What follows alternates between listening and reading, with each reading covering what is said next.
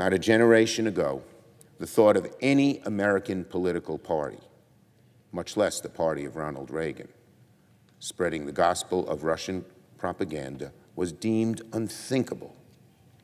But today, the apple has indeed fallen very far from the tree. Today, a growing contingency within the hard right is corroding their party from within, turning the party of Reagan little by little into a messaging arm of the Kremlin. 2 months ago, former President Donald Trump, the presumptive presidential nominee of the Republican Party, said he'd encourage Russia to do whatever the hell they want, those are his words, to the countries of NATO. Let me say that again. The things that come out of President Trump are really frightening about the future of America, if God forbid he should ever get back in power, which I hope and believe he won't. But here's what he said again.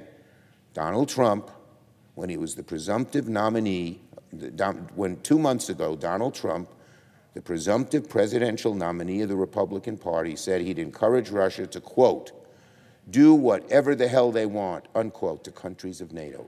Unbelievable. Unbelievable. In the House of Representatives, pro-Putin radicals say we should reward Russia's violent invasion with a peace treaty instead of standing with Ukraine as they fight for their survival. Sadly, we hear similar things every now and then coming from the fringes of this chamber. Arguments that the war in Ukraine is hopeless, that Ukraine should cede its sovereign territory, that we should cut a deal with Putin, as if he would be satisfied with any deal. These modern-day Neville Chamberlains ignore the warnings of history. Autocrats have insatiable appetites. If you give an autocrat a little land, he'll seek to take a country. And if you give an autocrat a country, he'll seek to take a continent. So the stakes of the war in Ukraine could not be higher.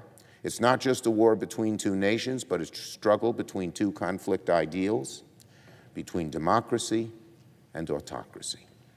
And as the greatest democracy in the history of the world, the United States has been called on to take a stand. I yield the floor. Note the absence of a quorum.